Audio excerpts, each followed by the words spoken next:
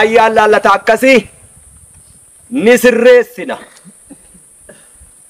akka kaleessa walii hooqanii walii hooqsanii walii mooqanii darbuun hin jiru. Oromoon kan baate waraanni bilisummaa Oromoo gaachanni irreen saba kanaa gandaaf hin baane lagaaf hin baane amantii kutaaf hin baane Oromoof Oromiyaaf baane haga ejjanni miila keenya deemee Oromiyaa irra socho'uu danda'u yoo ajaa'iba ayyee bagattiin sin ga'e xumurattanii maali leenjiin xumuran qabdu hanga maaliitti bilisummaa yookaan wareegamaatti jechuudha. Waraanni bilisummaa Oromoo kan inni leenji'u mooraa leenjii seenee qofaa miti. Jireenyi isaa, sochiin isaa, lolli isaa hundiyyuu yeroo hundumaa leenjii qaba.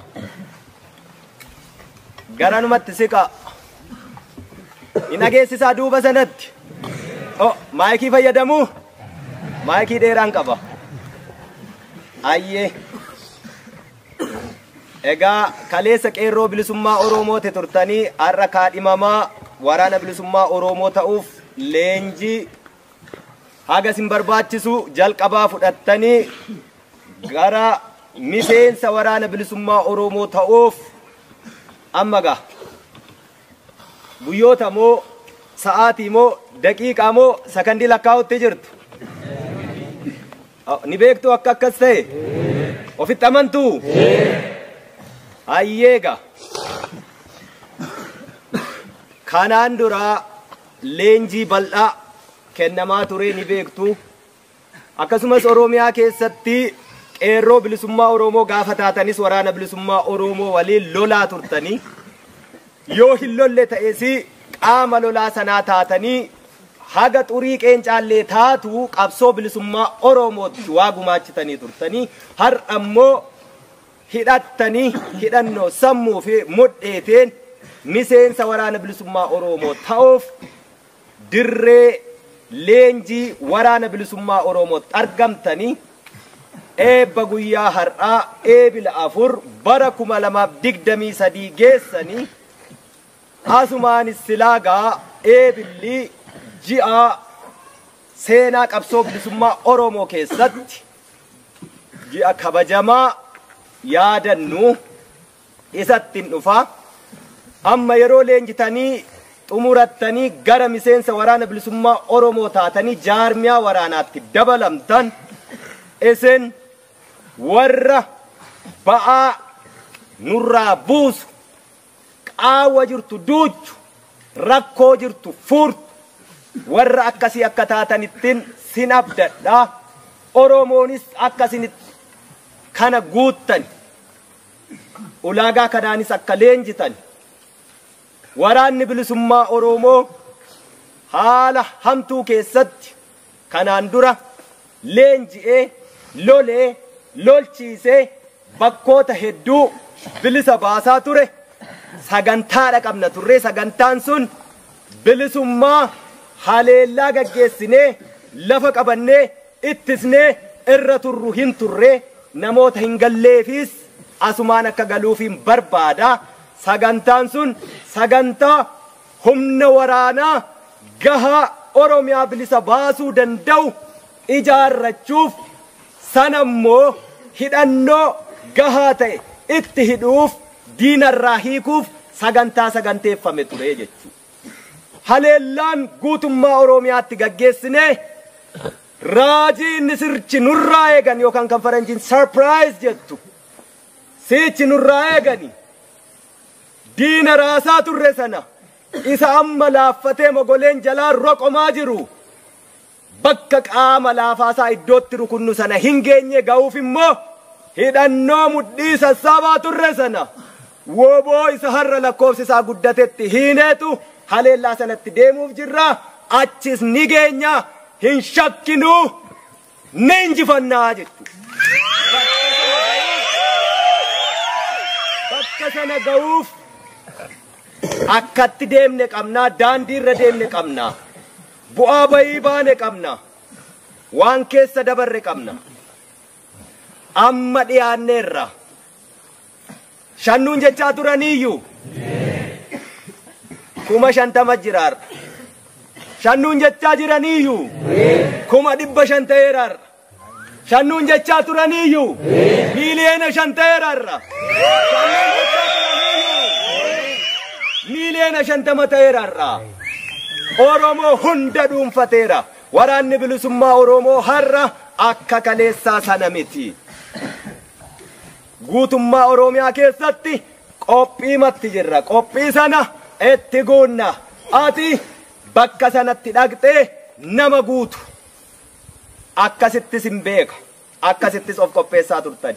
Akkasittis bobbaatu. Achi booddee inni fagootti kunno jechaa turan iddootti kunooti jedhan sana bakka qaama laafaa sanatti deemnaa jechuudha. Bakka qaama laafaa sana gaafa rukunne akka har'aa waraana bilisummaa Oromoo lakkoofsaan baay'isuu fi hidhannoo mudhii isaa itti hidhuuf diinarraa waa harcaasaa turree bahaa turre sana hin ta'uu jechuudha. Neettis nasi akkuma jettani achuma iddoo jennettis ni mirmirsinaa jechuudha. Hin shakkiin isa kana. Kanaafuu yeroo weerara gaggeessaa turre Oromiyaa keessa yeroo socho'aa turre hir'inni naamusaa kan Oromiyaa keessatti dargaggoon Oromoo baratee barnoota carraasaan arganne sanuu baratee immoo darbee hojiitti hin arganne barachuu miti baratee hojiitti argachuu miti jiraachuun Oromiyaa keessatti lafa rakkoo ta'etti dargaggoon Oromiyaa keessatti abdiin sabaa hegereen biyyaa gaachanni Oromiyaa mootummaa dhufaa darbaa impaayera Itoophiyaa tiksan biratti yaaddoo ta'ee yaaddoo sanaan immoo adamfamee jiraachuun baay'ee itti ulfaate sun bakka hedduutti jireenya dhabuurraa ganama bahee dalagatee galgala galuun deebi'ee hin jirtu waan ta'eef daandiirra taa'aa ture. Dhagaa baxxee tokkorra ganama baatanii teessanii guyyaa guutuu rifeensa micciiraa ooltanii lafti bari'ee namaan halkanaa'e namaan bari'u. Kanaafuu mootummaa biyya abbaa qabduu mootummaa ilmaan sabaa waan hin taaneef dargaggoon hegeree biyyaa yeroo doomu yeroo jal'atu jal'ina sanatti doomina sanatti hanqina sanatti oofaa turanii sun immoo dhaloota wallaalaa duudaa gaaffii mirga isaa gaafachuu hin dandeenye mirgaaf dirqamas adda baasee hin beekne dhaloota akkasii dhalchanii aangoo barcuma siyaasaa irra bara baraan jiraachuuf waan kana tolfameef dargaggoon akkasii lafti bari'ee hin halkanoofnee fi halkanaa'ee hin bariinee fi sun soosii silaa jimaa tamboo haraqee amma immoo darbeeyyuu yaaddessaa katee Oromiyaa keessatti kan takkaa seenaa Oromoo keessattuu aadaa safuu fi duudhaa Oromoo keessattuu argameen beekne hashiishii sadarkaa boroo mana duubaa ofiitti biqilfachuutti dargaggeessa ga'e. Dargaggeessi akkasii yeroo sochoone bakkoota adda addaatti tarkaanfiin fudhatamu mootummaan laafaa roqomaan milishaansaa poolisiinsaa waraannisaa qawwee bakka adda addaatti harcaasu qawween Oromiyaa keessatti yaaddoo akka taatuu fi dargaggeessa hojii dhabee dargaggeessa dhiitamee dargaggeessa barnoota dhabee dargaggeessa bayee galuu dadhabee qawween dargaggeessa akkasii harka galaa Oromoon Oromiyaan sabni saboonni cunqurfamoon hedduun ollaa fi Oromiyaa keessa illee jiran rakkoo keessa seenamaa ture kun dhugaa jiruu fi mul'atu. Haala akkasii keessattis laafinoota jijjiraniin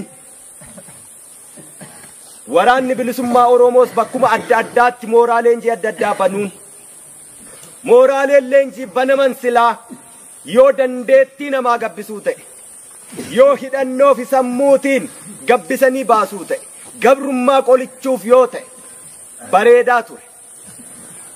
Kana ta'uu hanqachuu seenaa waraana lixaa dhiyoo kanaatiin kan beekamu lafatti qulqullaa'ee leenji'ee ba'u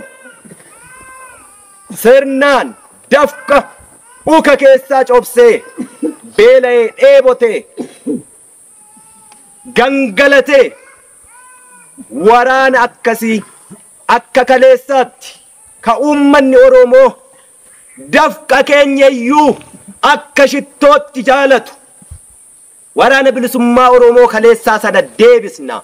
Sirna dhablummaa gadummaa ayyaalaallattummaa hantuuta gumbii uru dabeessa haadhaaf abbaa isaa irratti gootaa isa akkasii sana qulqulleessaadha deemna. Isin warra akkasiiti warra kaleessa biyya keessatti bakka adda addaatti Oromoon gumbii isaa onsee kiisii isaa onsee ilmaansaa hagarsee osoo nu leenjisuuti deebi'ee Oromoo irratti rakkoo uume. Isa akkasii ni qulqulleessina.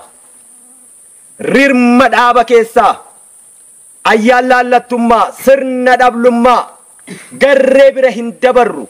Qabsoon bilisummaa Oromoo har'a booddee kaleessaas jalqabee akka isa darbee akka barteen hin adeemu. Akka barteen deemuu hin danda'u.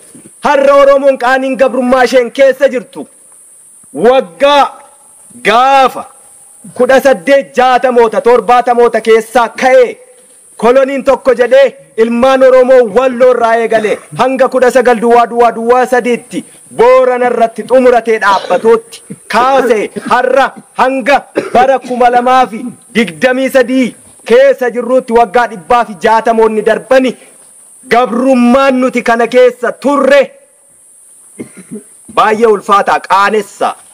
Kana keessaa ba'uuf hurursuu sossobuu harka irra dibanii darbuu osoo malaasiin hooquu sanaan galma hin ga'u. Kanaafiyyoo sirni dhablummaa akkasii nu keessaa ni buqqaa. Bakka hin qabaatu. Ulee seeraatu jira. Uleen seeraa aangoo miti. Uleen seeraa guddummaa furdummaa gabaabummaa dheerummaa qallummaa miti. Uleen seeraa daa'imayyuu yoo ta'e itti kenname qajeelfama kaayyoo fi akeeka tokkittii qabnu baanee fi sana jaarmiyaa tokkittii kaleessa jaallan kan akka Jaalelemoo Qilxuufaa har'a nuti as teenyee qawween balbala keenya jirtu Oromoon inni kaleessa gurra qabatee namatti iyyu har'a dura namaa tarkaanfatee wareegamu osoon jiraatiinu warri kaleessa baargama ce'anii qawwee barbaacha Oromoof warri kaleessa qawwee barbaacha Oromoof Sumaalee dhaqani sabummaallee akka jijjiirratan taasifamani. Qawwee barbaachaaf Oromoo taanee Oromoof manaa baanee qawweef jecha Sumaalee taanee manatti hin deebinu warri jedhe. Warri kaleessa amantii kutaa gandaan lagaan gargar hin baanu jedhee shinniigaatti waliin awwaalame. Har'a silaa isaan guyyaa sana hin darbani. Wareegamni isaanii gaafasi. Osoo garuu guyyaa sana waan sana sharafanii irbuu Oromummaa sana sharafaniiru ta'ee isaan gootan turre. Arrabsamaa jiraatu turani. Baga wareegaman isaan nutu garuu har'a wareegama isaan kaleessatti wareegaman sana faajjii isaanii guca isaan qabsiisani ittiin qoosaa jirra ittiin qoosuu hin qabnu. Sabni har'a laafaan abbaan fedhe boossisu. Sabni gandaan ijaarrachuun salphaa ta'e. Sabni amantii kutaan ijaarrachuu lagaan ijaarrachuun gartuun ijaarrachuun salphaa ta'e addunyaa kanarraa yoo jiraate saba Oromoo qofa.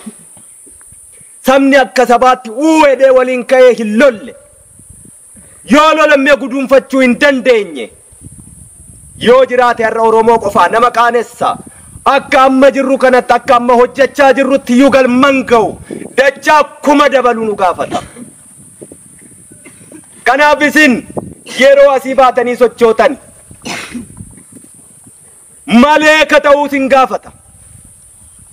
Saba keessaniif diina keessaniif immoo nama gara allaafne gara mureessa summii ta'uu sin gaafata. Yoo akkas ta'e malee diinaa gaditti hojjenne diinaa walqixa yoo hojjenne galma hin geenyu. Diina injifachuu ka dandeenyu yoo isaa ol taane qofa. Dadhabbiin irra dadhabamu, beelli irra beelahamu, dheebuun irra aduun irra dhokkeen irra keessa gangalattani inni kuni boru dirree lolaa irratti dhiiga dhangala'u hanqisa hin dadhabinaa. Boru sinii gala. Har'a adeemnee bakka geenye qabna. Bakka geenyerraa hanga nu hafuu jira. Hanga nu hafu kana immoo isa raasne sana hundeen buqqaasuu qabna. Hundeen buqqaasuuf yeroo jennu immoo barii jala dukkanni akka malee hammaata. Yeroo barii jala dukkanni akka malee hammaatu akka ammas hin jirtan kana saba keessan duratti akka kaleessa gochaa turre sanatti ta'uu dhiisee didee bakka kaleessa irraa kaanetti deebinee gammoojjii Oromiyaa keessatti deebinee qabsoo leenjii akka kaleessaa waraanni bilisummaa Oromoo iddooma kaleessaa jira. Bakkuma ga'ee ga'eera. Leenjiin garuu akka kanaa ta'uuti qaba. Jabaaf laafaa isa dhugaaf haqaaf dhaabbate isa immoo haala yeroo ilaalee nutti dabalame kan adda baafannu bakka akkasii kanatti. Oromoo yeroo hundumaa waan laaftuu barbaada. Namni tola bilisummaa argate hin jiru addunyaa kanarratti. Bu'aa bayii kana jabina kana gaara dhiibuu kana yoo dandeenye qofaadha.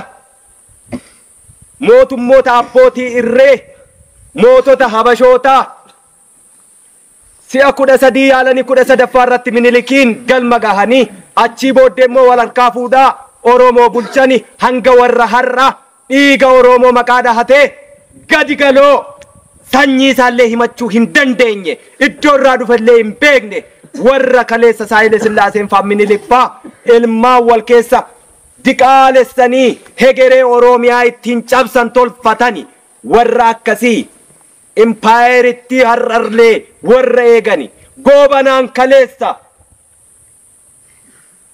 Minilik waliin duulli inni Oromoo irratti gaggeesse Minilik lubbuun jira nama jiru waliin har'a garuu mootummaan maqaa Oromoo dhahatee masaraa mootummaa keessa jiru nama lubbuu qabu waliin miti ekeraa waliin Oromoo bulchuu barbaadaa jechuudha. Oromoo kun ni ta'a hin ta'u ta'uufis hin jiru itti dhumanna hin baqannu harkan laannu hin jilbeeffannu ni mo'anna mooti xumurri isaa injifannootiin goolabama. Haala akkasii dukkana barii jalaa kana dameen mukaa tokko yoo fottoqe baalli yoo irraa harca'e hanga mukti sun hiddisaa hin buqqa'initti lafa keessa fageeffatee albuuda lafa keessaa biyyee keessaa fi bishaan argatutti mukichi yoomiyyuu rakkoon qabaatu ABO'n WBO'n yoomiyyuu hiddisaa lafa keessa jira hin buqqa'u gadheen ayyaan laallattuun kan olola jaalabaluu jedhan dabeessi loleen lolchiisne hantuutni sila jedhe gumbii uru dabeessa haadhaaf abbaa irratti goota warri akkasii immoo baalli nutti harca'anii jira jedhu. Baalli nutti harca'u akkasii kuni magariisummaa gaafa hundee mukaa jirma guddicha isa hiddisaa lafatti ejjerra jiru bareedinaa ayyaana surraa midhaagina sana qabu sana dhaba ni gogaa biyyee ta'a jechuudha. Isa akkasii dhabina mataa keenyaaf